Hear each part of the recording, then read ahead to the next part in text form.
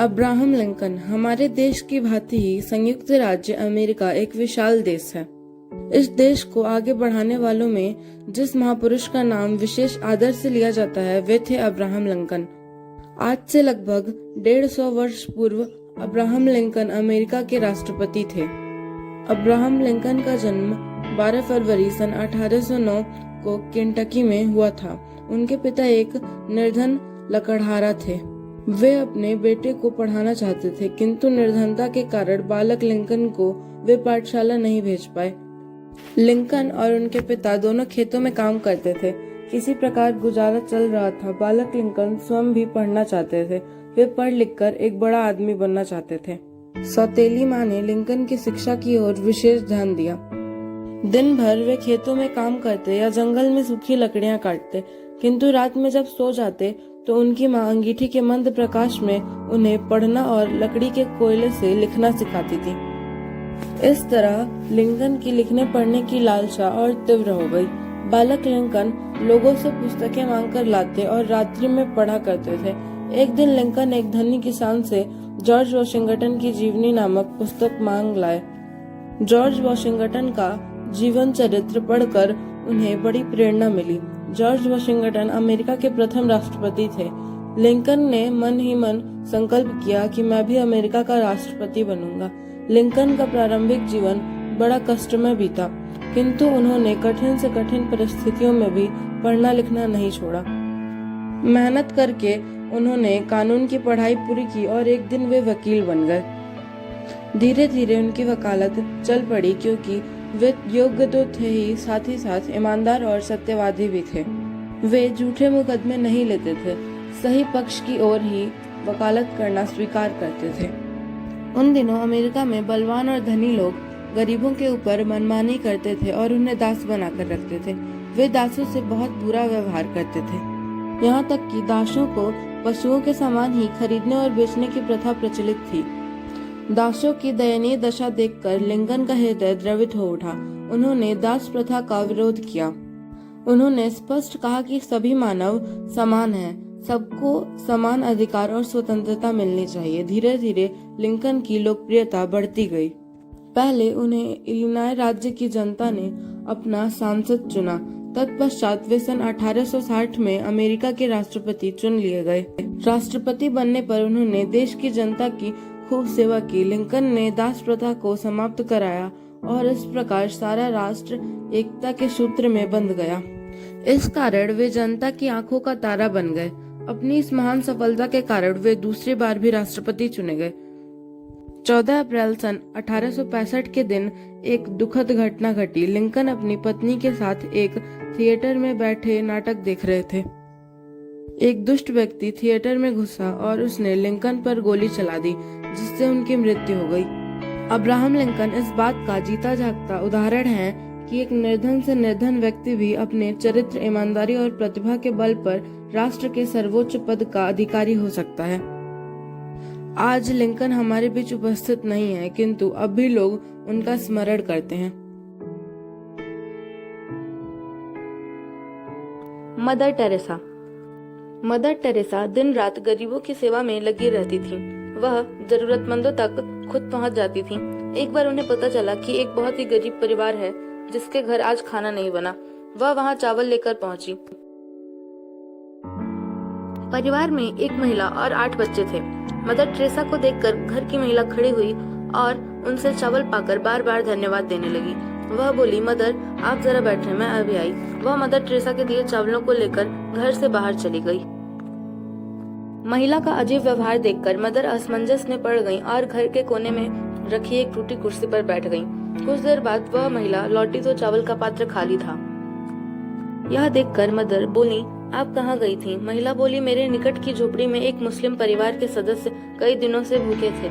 उस परिवार में भी छोटे छोटे बच्चे हैं। उन्हें इन चावलों की आवश्यकता मेरे परिवार से कहीं ज्यादा थी। मैं उन्हें चावल देने गई थी। मदर महिला की ओर गर्व से देख ही रही थी। तभी महिला का एक पुत्र एक डिब्बा लेकर आया और बोला, मदर यह लीजिए। मदर हैरानी से देखते हुए बोली, इसमें क्या है? बालक बोला, मुझे चीनी बहुत पसंद है, इसलिए मेरी माँ भोजन के समय थोड़ी चीनी खाने को देती थी। मैं कई बार उस चीनी को बचाकर डिब्बे में इकट्ठा कर लेता था कि मन करने पर खाऊंगा। हमारी बस्ती में अनेक बच्चे भूखे हैं और आप भूखों को भोजन बांट रही हैं, तो यह चीनी भी उन बच्चों को दीजिएगा। वे चीनी के साथ सूखी रोटी भी अच्छे से खा सकेंगे। मदर टेरेसा माँ और बालक की मानवीयता देखकर अभिभूत हो गईं और बोली, धन्य है यह देश जहाँ स्वयं भूखे रहकर भी लोग दूसरों की भूख मिटाने का प्रयास करते हैं।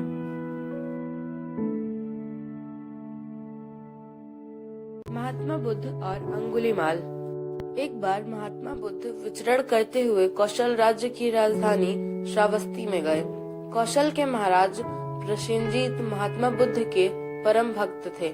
महाराज ने महात्मा बुद्ध का बहुत आदर सत्कार किया, किंतु बुद्ध को लगा जैसे महाराज कुछ चिंतित और उदास हैं। कारण पूछने पर महाराज प्रसेनजीत ने बताया कि कुछ दिनों से राज्य में एक भयंकर डाकू ने घोर आतंक मचा रखा है। अंगुलीमाल नाम का यह डाकू लोगों को लूटने के साथ साथ निर्दयता पूर्वक उनकी हत्या भी कर देता है। राजा ने बताया कि क्रूर अंगुलीमाल का नाम कुछ और ही था, पर उसने प्रतिज्ञा की थी कि वह 1000 लोगों की हत्या करेगा। मारे गए लोगों की ठीक संख्या याद रखने के लिए उसने एक तरकीब निकाली। वह जिस किसी व्यक्ति की हत्या करता था उसकी एक उंगली काटकर अपनी माला में पिरो लेता था। इसलिए लोग इस क्रूर डाकू को अंगुलीमाल कहने लगे। भयभीत राजा ने महात्मा बुद्ध को यह भी बताया कि उस डाकू के भय से सारी प्रजा थर थर कांपती है, जाने कब किसकी बारी आ जाए। राजा की बात सुनकर महात्मा बुद्ध ने डाकू अंगुलीमाल से मिलने का निश्चय कर लिया। महात्मा बुद्ध उस घने वन की ओर चल दिए जिसमें अंगुलीमाल रहता था। महात्मा बुद्ध को सभी ने वन में जाने से मना किया, पर उन्होंने हंसकर सबकी बात टाल दी। वन घना होता जा रहा था और महात्मा बुद्ध झाड़ियों के पास से निर्भय होकर बढ़ते जा रहे थे। सहसा किसी ने कर्कश आवाज में कहा, ठहर जा, कहाँ जा रहा है? महात्मा बुद्ध ऐसे चलते रहे मानो कुछ सुना ही नहीं है। जोर से आवाज आई, ठहर जा। महात्मा बुद्ध रुक गए। उन्होंने पीछे पलटकर देखा, एक भयंकर डाकू खड़ा था। ऊंचा, लंबा और गठीला शरीर, लंबे नाखून, काला रंग, तना हुआ चेहरा और क्रोध से जलती हुई लाल आंखें। उसके हाथ में तेज कृपाण थी और गले में अंगुलियों की माला पड़ी हुई थी। वह बहुत ही डरावना लग रहा था। महात्मा बुद्ध को समझते देर न लगी कि वह दैत्य जैसा व्यक्ति डाकू अंगुलीमाल ही है। महात्मा बुद्ध ने अपनी शांत दृष्टि उस पर डाली। उनके होठों पर शांत मधुर मुस्कान फैली हुई थी। उन्होंने उसकी परवाह नहीं की और आगे बढ़ने लगे। अंगुलीमाल ने कहा, मैं कहता हूँ ठहर जा। महात्मा बुद्ध ने अत्यंत मधुर वाणी में कहा, मैं तो ठहर गया, पर तुम कब ठहरोगे? अंगुलीमाल चकित रह गया। आज तक उसने ऐसा कोई व्यक्ति नहीं देखा था जो उसके सामने खड़ा होकर शांत भाव से मुस्काने का साहस कर सके। देखते ही बड़े बड़े साहसी लोग डर जाते थे। अंगुलीमाल बोला, हे सन्यासी, क्या तुम्हें डर नहीं लग रहा है? देखो मैंने कितने लोगों को मारकर उनकी अंगुलियों की माला पहनी है। महात्मा बुद्ध बोले, तुमसे क्या डरना? हमें उससे डरना चाहिए जो सचमुच ताकतवर है। अंगुलीमाल अवाक रह गया। उस पर महात्मा बुद्ध के शब्दों का जादू जैसा प्रभाव पड़ा। एक बार उसे ऐसा लगा जैसे किसी अनजानी शक्ति ने उसका हृदय बदल दिया हो। वह महात्मा बुद्ध के सामने घुटने टेककर झुक गया और बोला, भगवान, मैं आपकी बात नहीं समझा। महात्मा बुद्ध बोले, अंगुलीमाल, जीवन स्वयं ही दुखों से भरा है। तुम अपने कर्मों से उन दुखों को और बढ़ा रहे हो। मैं तो बुद्ध होकर जीवन के इन दुखों से छूट गया, पर तुम इस पाप पूर्ण जीवन से कब छूटोगे? अंगुलीमाल महात्मा बुद्ध की बातों को ध्यान से सुनता रहा। अंगुलीमाल महात्मा बुद्ध के चरणों में गिर पड़ा और बोला, हे महात्मन, मुझ पापी का भी उद्धार कर दीजिए। अज्ञानवश मैं भटक गया था, मुझे प्रकाश दिखाइए। महात्मा बुद्ध ने अंगुलीमाल को प्रेम और करुणा का उपदेश दिया, अपना शिष्य बना लिया। आगे चलकर यही क्रूर डाकू देखते ही देखते संत बन गया। दयालुता एक ऐसा भाव है जिससे कभी कभी बड़े हृदयहीन दुष्ट भयंकर डाकू, हत्यारे और पापी लुटेरे भी बदलकर उदार, सच्चे और पवित्र हृदय के मनुष्य ही नहीं, उच्च कोटि के महात्मा और भक्त बन जाते हैं। Mother Teresa. नोबेल पुरस्कार विजेता मदर टेरेसा अपने नाम के अनुरूप वास्तव में एक सच्ची माँ थी। एक दिन वे लंदन से आए एक डॉक्टर को निर्मल हृदय का अवलोकन करा रही थीं, तभी एक ऐसे कुष्ठ रोगी को वहां लाया गया जिसके शरीर पर कई जगह घाव हो गए थे और उन घावों से खून और मवाद बह रहे थे। मदर टेरेसा लंदन से आए डॉक्टर को वहीं छोड़कर तुरंत उस रोगी के पास पहुंची और उसके घावों को अपनी साड़ी के पल्लू से पोंछने के बाद उन पर अपने हाथों से दवाई लगाने लगी।